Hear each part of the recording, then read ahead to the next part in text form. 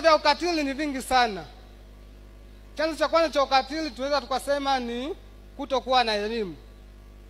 Na ndio maana Dr. Ndumbaro ameshawishi kwa Mheshimiwa Rais, akasema kuna haja ya viongozi wangu, kamati ya utekelezaji, kupata haya mafunzo, ili kama kuna gepo la mtu ambaye hana elimu kuhusiana na masuala ya kisheria, akishapata elimu inakuwa rahisi yeye mwenyewe, hata kama ikiwa ameshuhudia ukatili, inakuwa rahisi pia kuelimisha umma, lakini pia hata namna ya kupambana lile swala ili jamii iweze kuwa na amani.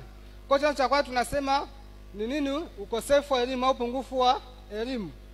Kwa tunatarajia hii leo mlipopata hii elimu ya mambo mbalimbali, utawala bora, lakini pia masuala ya ukatili wa kijinsia, lakini pia masuala ya uraia, nyinyi ndio muwe chachu, nyinyi ndio muwe chanzo cha huko ambako mnaishi na wale ambao mnaongoza kukemea hili swala, kwa sababu mtoto wa mwenzako pia ni wako, si ndio?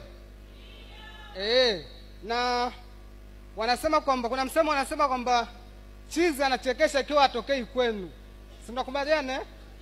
Yaani ule chizi ambaye mnamuona mtaani unaweza kumcheka, anachekesha ikiwa atokei kwenu.